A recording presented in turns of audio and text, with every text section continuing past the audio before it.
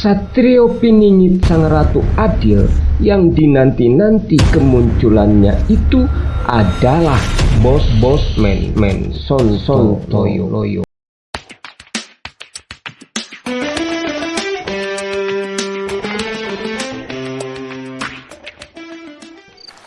Bismillahirrahmanirrahim. Setelah membaca tanda-tanda, setelah menganalisa data dan fakta, setelah mengamati segala peristiwa, maka dapatlah disimpulkan bahwa lelaki yang disebut dalam 3 naskah kuno, Jangka Jayabaya, Uga Wangsit Siliwangi, dan Serat Kalatida Ronggowarsito sebagai Satrio Piningit Sang Ratu Adil itu adalah Bosman Mardigu Wowik Prasantyo. Dia yang selama ini bersembunyi di tempat yang terang. Dia yang selama ini dipingit alam. Dia yang selama ini menutupi jati dirinya sebagai lelaki pilihan Tuhan. Lelaki yang membawa takdirnya sendiri sebagai tanda berakhirnya masa kala bendu menuju awal terbukanya masa kala subah.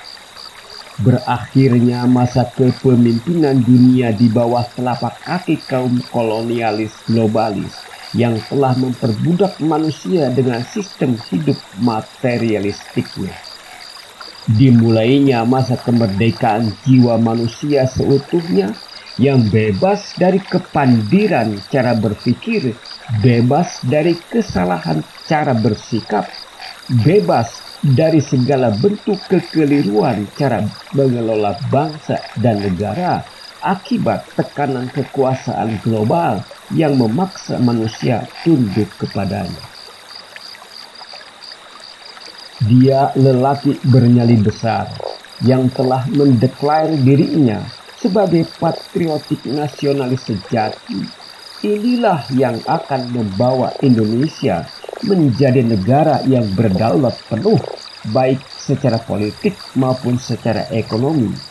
Sehingga dengan itu Indonesia akan menjadi negara superpower mercusuar dunia. Ini adalah pendapat, ini adalah opini yang dijamin konstitusi negara untuk dikemukakan di muka umum.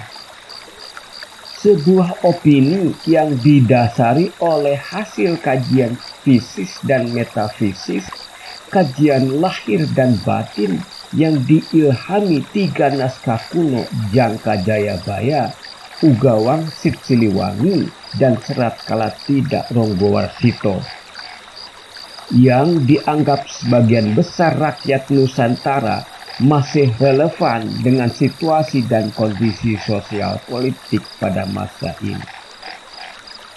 Wacana tentang kebangkitan Satrio Piningit sebagai sosok calon pemimpin adil bukan hanya sebatas mitos akulturistik kaum Jawanisme semata.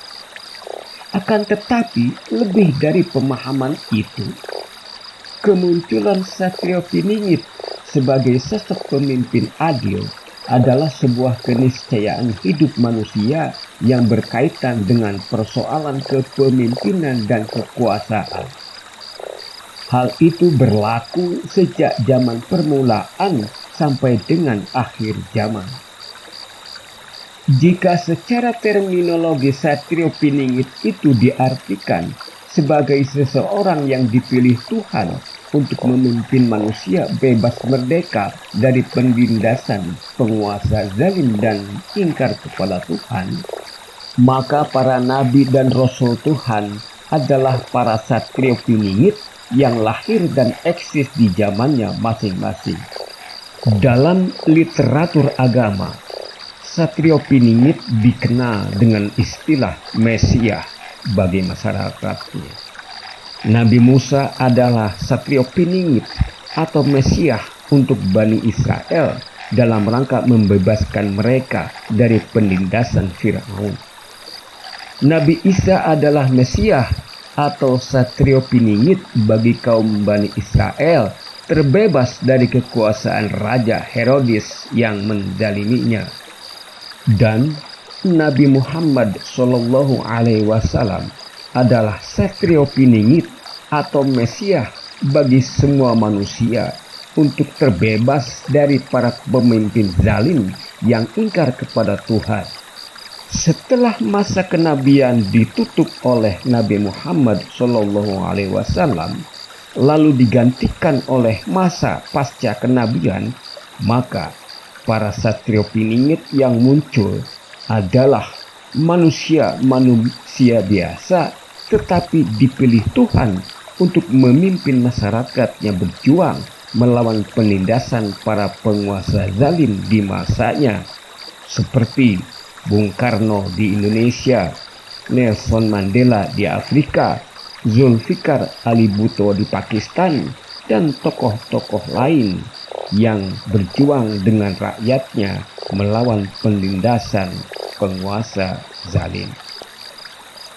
Para penguasa yang mengendalikan dunia sejak masa Perang Dunia Pertama sampai dengan hari ini adalah mereka yang memiliki konsep hidup materialistik, sehingga dalam memimpin dan mengendalikan dunia hanya berorientasi kepada kebutuhan materi semata. Dalam memenuhi nafsu materialismenya, mereka menghalalkan segala cara tanpa mempertimbangkan pri kemanusiaan. Maka sejak saat itulah dunia dijajah melalui sistem politik, sistem ekonomi, dan sistem peradaban yang mereka ciptakan, lalu mereka paksakan untuk diterapkan oleh bangsa lain di seluruh dunia. Dengan cara itu, mereka berhasil menguasai dan mengendalikan dunia, baik secara sosial politik maupun ekonomi. Alhasil, terjadilah ketimpangan sosial dan politik antara negara terjajah dengan negara penjajah. Negara terjajah di satu pihak, kondisi sosial, politik, dan ekonominya tidak stabil. Sementara di pihak negara penjajah, kehidupan sosial, politik, dan ekonominya sangat stabil sehingga masyarakatnya dapat merasakan hidup yang serba sejahtera. Indonesia adalah salah satu contoh korban tipu daya kaum globalis tersebut. Kendati Indonesia dianggap telah merdeka sejak tahun 1945, artinya sampai tahun 2021 ini sudah 76 tahun merdeka. Namun Indonesia belum terwujud sebagai sebuah negara ideal sebagaimana amanat konstitusi negara Undang-Undang Dasar 1945, yaitu negara yang adil, makmur, gemah, ripah, loh, Cinawi, baltatun, toibatun, warobun, gopur. Negara yang berdaulat penuh secara sosial, politik, dan ekonomi. Sejak Indonesia merdeka sampai saat ini, sudah 7 orang pemimpin ditakdirkan memimpin Indonesia, mulai dari Presiden Soekarno hingga Presiden Joko Widodo. Tetapi negara yang diimpikan oleh segenap elemen bangsa masih belum terwujud. Negeri sepotong surga yang jatuh ke bumi ini masih dirasakan seperti hidup di neraka oleh sebagian besar rakyat, karena harta kekayaan bangsa yang berlimpah ruah ini tidak dinikmati oleh rakyat, tetapi justru dinikmati negara-negara penjajah yang dikendalikan oleh kaum globalis cabal. Kondisi bangsa seperti ini terjadi bukan karena kesalahan siapa-siapa, bukan kesalahan para pemimpin negeri ini. 7 orang presiden yang telah memimpin Indonesia adalah putra-putra terbaik bangsa yang ditakdirkan Tuhan menjadi pemimpin bangsa dan negara. Mereka telah mengerahkan segala daya dan kemampuannya untuk menjadi pemimpin yang dapat mewujudkan negara yang adil, makmur, sebagaimana diamanatkan para founding father bangsa ini. Namun, oleh karena tekanan kekuasaan global yang memaksakan sistem globalisnya terlalu kuat untuk dilawan, maka cita-cita untuk memiliki negara yang berdaulat penuh tanpa tekanan negara dan bangsa lain masih belum dapat diwujudkan. Akibat terikat sistem globalis yang dianut bangsa Indonesia, muncullah situasi dan kondisi sosial politik dan ekonomi yang sangat buruk di tengah masyarakat, di mana keadaan itu sebelumnya telah diprediksi oleh para leluhur bangsa. Jangka Jayabaya menyebut masa yang kondisinya seperti itu dengan sebutan zaman kalabendu. Adapun ciri-cirinya adalah seperti akeh janji ora ditepati. Banyak orang berjanji tapi tidak ditepati. Akeh wong wani ngelanggar sumpahe dhewe. Banyak orang berani melanggar sumpah sendiri. Manungsa pada seneng nyalah.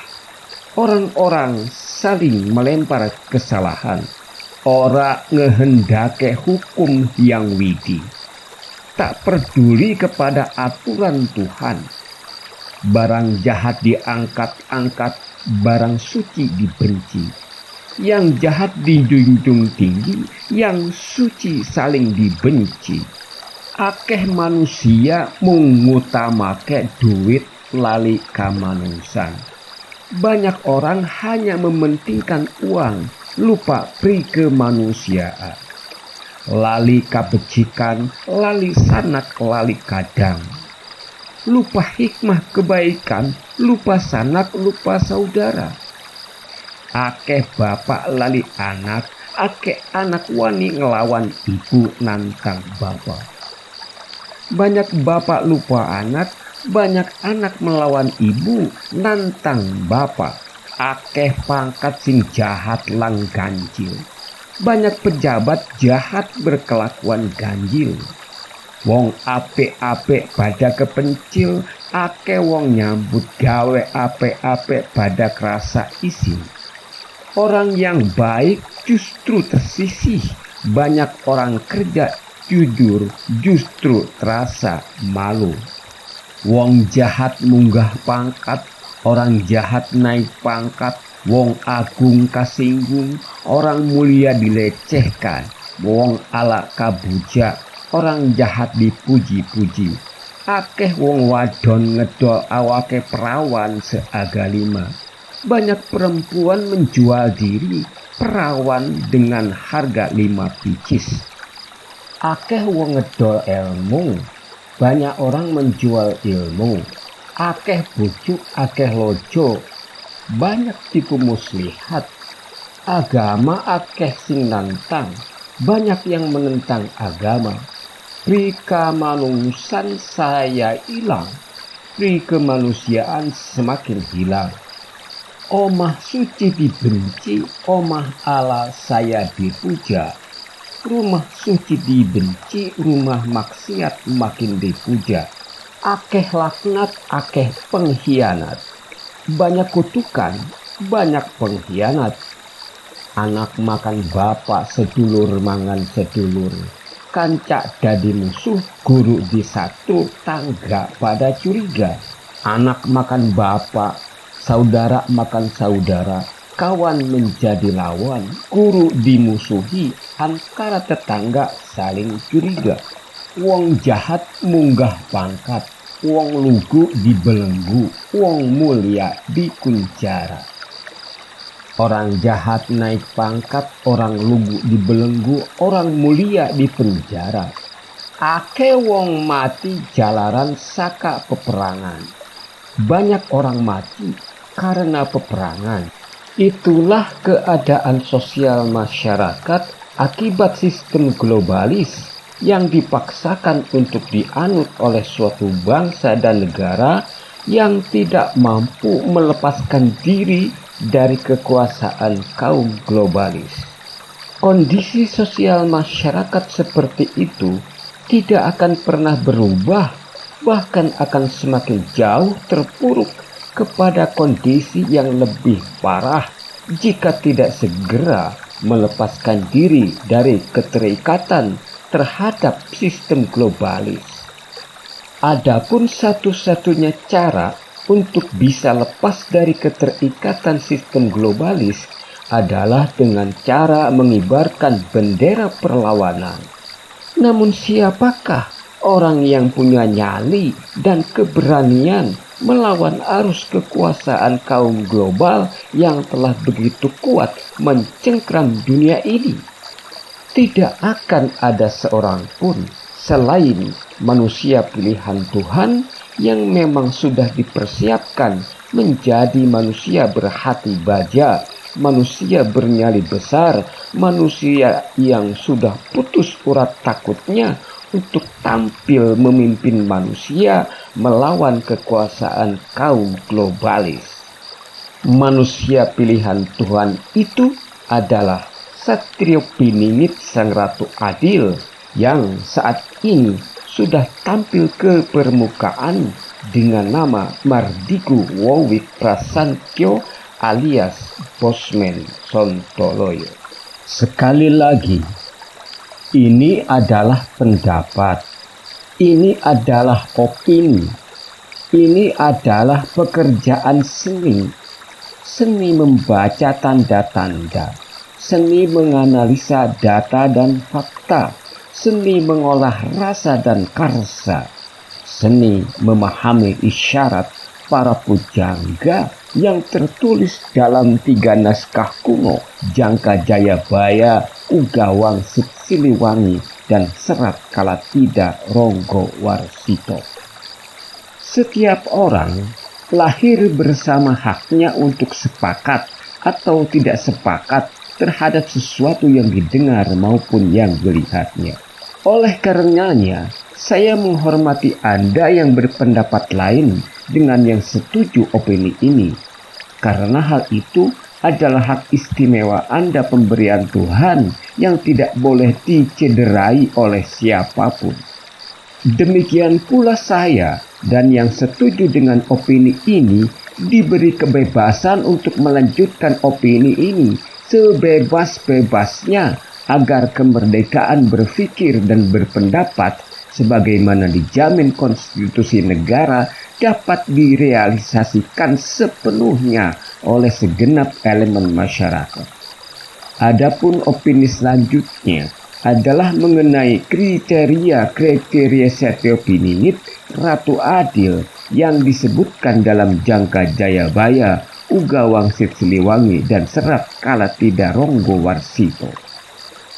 Seluruh tokoh nasional, baik tokoh politik, tokoh agama, tokoh masyarakat maupun tokoh intelektual akademisi, terutama dari para politisi yang kemungkinan akan tampil dalam perhelatan pemilihan presiden tahun 2024, tidak ada seorang pun yang memenuhi kriteria sebagai sosok lelaki bernyali besar untuk bisa melepaskan diri dari sistem globalis dan punya keinginan untuk merubah Indonesia menjadi negara besar dan kuat mengalahkan negara timur dan barat, kecuali sosok Bosman Mardigu Wowik Prasantyo. Tidak seorang pun dari para tokoh politik itu yang akan muncul sebagai calon presiden dan wakil presiden dalam pemilu tahun 2024 memenuhi kriteria sebagai seorang Satrio Piningit Sang Ratu Adil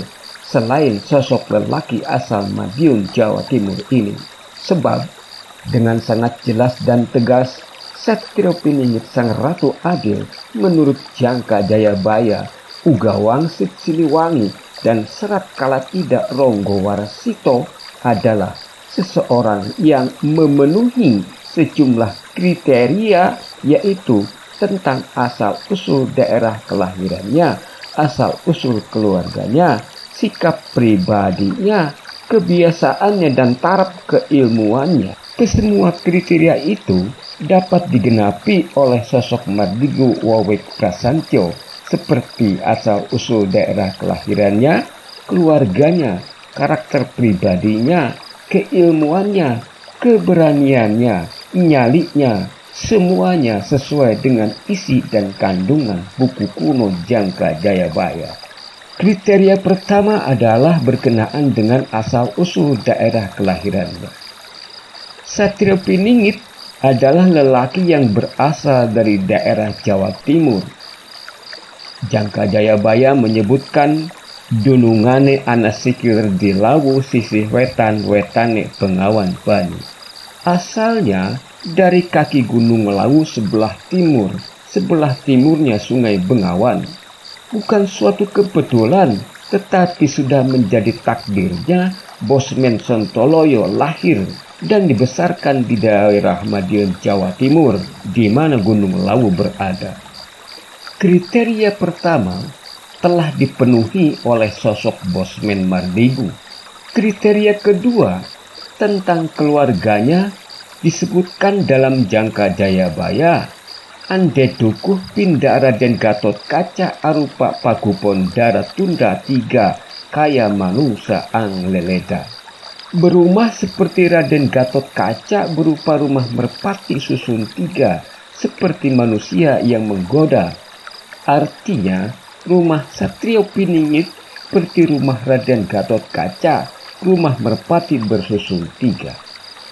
Gatot Kaca adalah tokoh pewayangan kesatria perkasa yang bertugas mengawal udara negeri Amarta. Bukan suatu kebetulan bahwa Bosmen Mardigu berasal dari keluarga besar Tentara Nasional Indonesia Angkatan Udara yang tugas utamanya mengawal wilayah udara Negara Kesatuan Republik Indonesia, sebagaimana tugasnya Sang Gatot Kaca pengawal udara negeri Amarta. Artinya, rumah keluarga Bosmen adalah rumah keluarga tentara angkatan udara, di mana salah satu logo kesatuan matra TNI Angkatan Udara adalah sayap burung merpati. Kriteria ketiga adalah tentang karakter pribadi Satrio Piningit. Disebutkan bahwa Satrio Piningit itu berparas kresna berwatak baladewa. Apa surya pada betara kresna awatak baladewa. Parasnya betara kresna wataknya baladewa. Artinya Satrio Piningit itu wajahnya seperti wajah kresna, tetapi wataknya watak baladewa. Kresna dan Baladewa adalah dua sosok kakak beradik titisan dewa. Namun keduanya memiliki karakter yang berbeda satu sama lainnya. Kresna lebih arif, cerdik, dan bijaksana. Sedangkan Baladewa condong memiliki karakter tegas, keras, bernyali besar, pemberani, namun jujur dan berintegritas. Oleh karena disebut berkarakter seperti tokoh Baladewa, maka Satrio Piningit itu haruslah orang yang sikapnya tegas, keras, bernyali besar, berani, tapi secara moral memegang kuat prinsip jujur dan integritas. Adapun tentang wajahnya seperti betara kresna, maksudnya adalah wajah Satrio Piningit itu memancarkan aura kewibawaan sebagai seorang pemimpin yang bijak, cerdik, dan cerdas. Kriteria ketiga ini pun terpenuhi oleh sosok Bosmen Mardigu. Ketegasan, keberanian, kekerasan sikapnya seperti watak Baladewa terhadap kaum globalis tergambar dari pernyataan Bosmen Mardigu berikut ini. Mengapa saya ini anti globalis dan saya memilih menjadi orang yang nasionalis patriotisme gitu ya. Globalis ini punya 20 step dan ini sebenarnya bulan Maret 2020 kemarin saya katakan bahwa globalis punya 20 step. Jadi kenapa globalis ingin menguasai dunia? Saya akan menceritakan apa yang bulan Maret lalu sebenarnya saya sudah ungkapkan bahwa satu, apa itu visi 2030 dari kacamata globalis. Sekali lagi ya, dari kacamata globalis. Apa sih yang globalis mau? Gitu ya. Globalis ini musuhnya adalah nasionalis. Jadi dia anti orang-orang yang nasionalis dan patriotis. Gitu, dia anti. Globalis nggak suka. Gitu ya. Siapa lagi globalis? Globalis adalah yang mengatur tatanan dunia baru, bukan country. Oke, kita lanjut. Apa visi 2030 untuk globalis? Visinya dia ingin mengontrol currency. Oke, ini kalimatnya, saya vulgarkan. Ada 20 step, 20 langkah yang akan dia lakukan dari sekarang. Seluruh yang dilakukan oleh globalis cabal tadi, saya sudah punya antisipasinya. Gitu ya, saya punya antisipasinya. Jadi counternya sudah punya. Kita adalah nasionalis patriotis. Kita menggunakan kekuatan tanah air kita untuk melawan globalis. Ingat, globalis musuhnya adalah nasionalis. Itulah sikap, itulah nyali, itulah visi, itulah misi. Visi dan misi patriot sejati yang menyintai negerinya melebihi kecintaan terhadap dirinya sendiri. Kriteria selanjutnya disebutkan bahwa Satrio Piningit itu bersenjatakan Trisula Weda. Trisula adalah sebuah senjata bermata tiga yang lancip dan tajam ujungnya. Sedangkan Weda adalah nama kitab suci agama Hindu di mana salah satu ajaran moralnya adalah benar, jujur, dan lurus.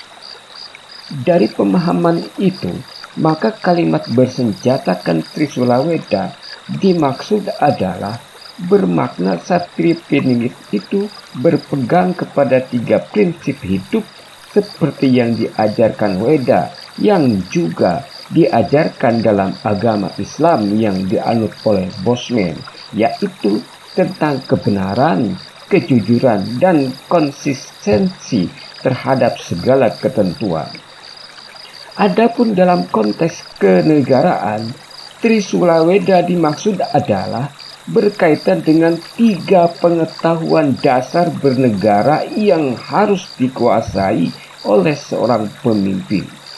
Ketiga pengetahuan dasar bernegara yang baik dan benar tersebut adalah mengenai geopolitik, geoekonomi, dan geostrategi. Dengan demikian, makna dari Satrio Piningit bersenjatakan Trisula Weda adalah bahwa dia harus memiliki sikap moral yang benar, jujur, dan lurus, dan juga menguasai pengetahuan dasar bernegara yang baik dan benar, yaitu tentang geopolitik, geoekonomi, dan geostrategi.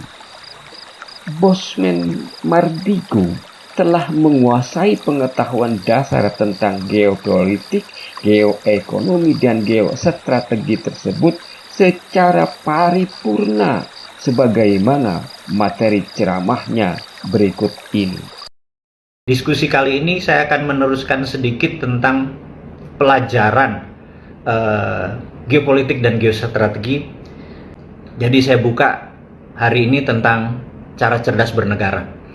Karena saya merasa tergelitik sudah hampir lebih dari 20 tahun tidak ada bapak bangsa, tidak ada yang mengingatkan kemana jalannya arah negara, tidak banyak paham tentang geopolitik dunia, geostrategi dunia, dan geoekonomi.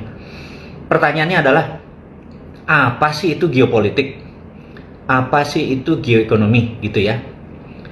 Jadi saya sederhanakan, geoekonomi adalah kekuatan geografi sebuah bangsa atau negara untuk kepentingan ekonomi. Sekali lagi, geoekonomi adalah kekuatan geografi sebuah negara yang dimanfaatkan untuk kekuatan ekonomi. Itulah namanya geoekonomi. Kalau geopolitik adalah kekuatan politik berdasarkan geografi sebuah negara yang dimanfaatkan untuk kepentingan negaranya. Jadi kita kasih ilustrasi sederhana.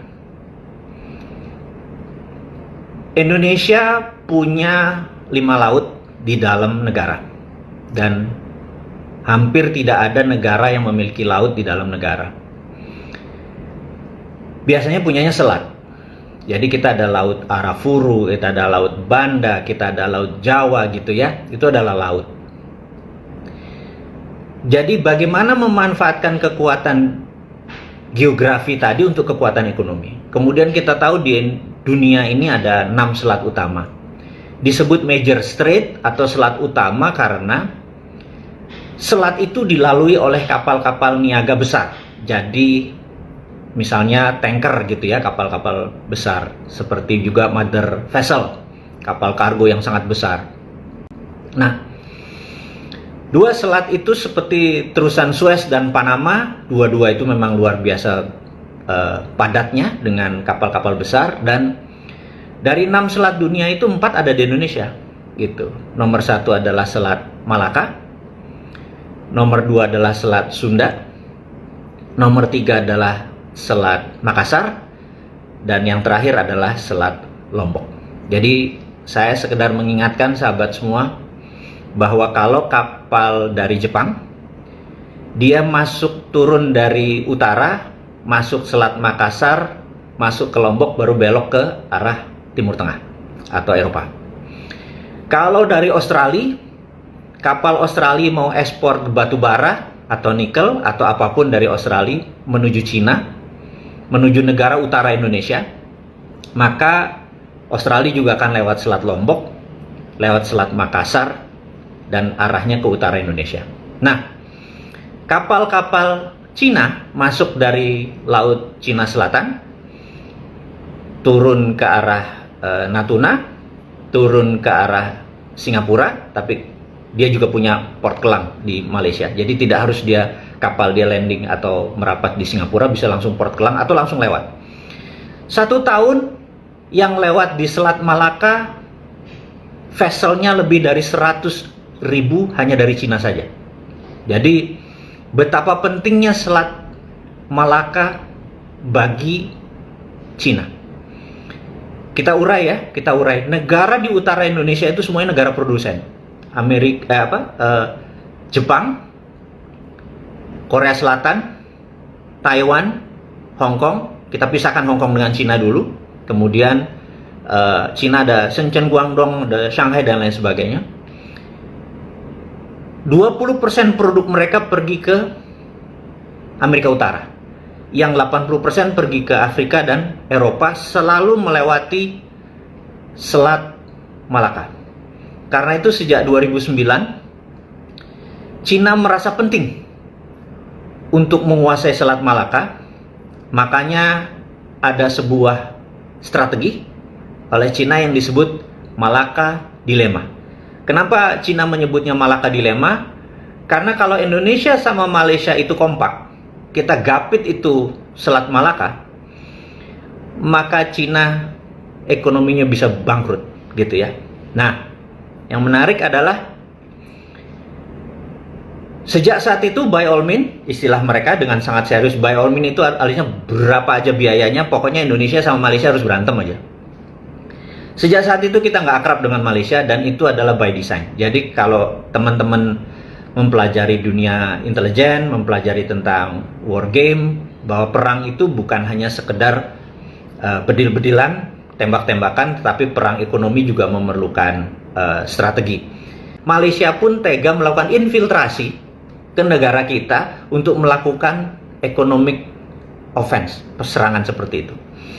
Hal seperti ini terjadi banyak dan kami udah tahu lama hal-hal seperti ini. Sekali lagi, bernegara itu tidak sesederhana mengelola sebuah kecamatan atau mengelola hal-hal yang bersifat normatif, bahwa wacana-wacana. Enggak, rumit sekali bernegara itu gitu ya. Nah, inilah yang saya ingin sahabat semua, sahabatnya Bosman ini bernegara itu sangat cerdas gitu. Saya mau tambah lagi, biar puas sekaligus bersemangat bahwa negara bukan sekedar ngurusi corona selesai ngurusin ekonomi, enggak seperti itu gitu ya. Jadi teman-teman, mudah-mudahan informasi bela negara seperti ini teman-teman paham. Jadi hari ini aja saya udah ngasih 2 bocoran bahwa negara lain itu sangat peduli sama Indonesia dan Indonesia kayak terlalu naif mengelola negaranya, jadi saya gregetan gitu ya. Bahkan nggak usah begitu, 2024, saya ngomong 2024, calonnya siapa sebutin, nggak satu pun paham beginian gitu ya. Saya kadang-kadang ya Allah, masa negara Indonesia nih pemimpinnya gitu amat sih, terlalu kasual gitu loh. Dan nggak baca buku, nggak punya think tank, orang di sekelilingnya nggak sensitif terhadap rakyat gitu ya. Dan saya nggak pengen memiliki apapun, nggak pengen jabatan politik apalagi. Saya pebisnis, saya masih nggali di sawah, saya masih macul gitu ya. Tapi kalau negara ini bener kan kita enak hidupnya bener, ya sudah. Saya ngomong melalui sahabat semua, mudah-mudahan sahabat semua bisa menyambung lidah ini, ajarin teman-teman gitu ya. Dua hal, bahwa ada namanya infiltrasi, ada agent di sebuah negara, ada sleeping army, ada sel-sel tidur yang nanti mereka bisa bangunkan, atau Indonesia terguling aja tahu-tahu gitu ya. Dan banyak sekali titik-titik di sini, yaitu baru yang dari Malaysia, belum dari Singapura, dari Filipina, dari Morskova, Rusia punya di sini. Rusia tuh kalau ada hubungannya sama Bintang Kejora sama GAM, pasti ada agen Rusianya. Aduh, saya kalau udah kayak gitu tuh bener-bener kayak kok transparan banget sih negara Indonesia ini gitu ya. Jadi saya gugah teman-teman untuk peduli, bahwa ya udah saya kasih pelajaran. Jangan-jangan memang selama 20 tahun di sekolah tidak diajari, bapak bangsa tidak mengerti banyak. Teman-teman dulu yang senior-senior ya, yang usia udah 70 tahun, yang pernah ikut Cold War, yang pernah ikut perang Vietnam, pernah ikut perang Timur Timur, udah senior-senior, dia nggak bisa ngajarin lagi karena ada generation gaps gitu ya. Ya udah, kita pelan-pelan aja. Ada 278 video, saya pelan-pelan. Saya dibilang teori konspirasi kek, mau dibilang nggak paham apa yang terjadi, nggak peduli. Saya cukup waktu untuk bersabar, saya cuma bisa kasih 5 menit, padahal saya pengen ngasih berjam-jam gitu ya. Sekali lagi, saya cukup bersabar untuk Anda pinter, karena makan kue gede sekaligus pasti Anda nggak kuat, lebih baik dicemilin pelan-pelan gitu. Itulah 3 dari 12 kriteria Satrio Piningit Ratu Adil sebagaimana tercantum dalam naskah kuno Jangka Jayabaya, yang kesemuanya dipenuhi oleh lelaki asal Madiun, Jawa Timur bernama Mardigu Wowik Prasantyo ini. Dan 9 kriteria lainnya akan kita bedah dalam video berikutnya. Terima kasih sudah berkenan menonton, like, mensubscribe, dan membagikan video dari channel ini. Salam Indonesia Raya. Wassalamualaikum warahmatullahi wabarakatuh.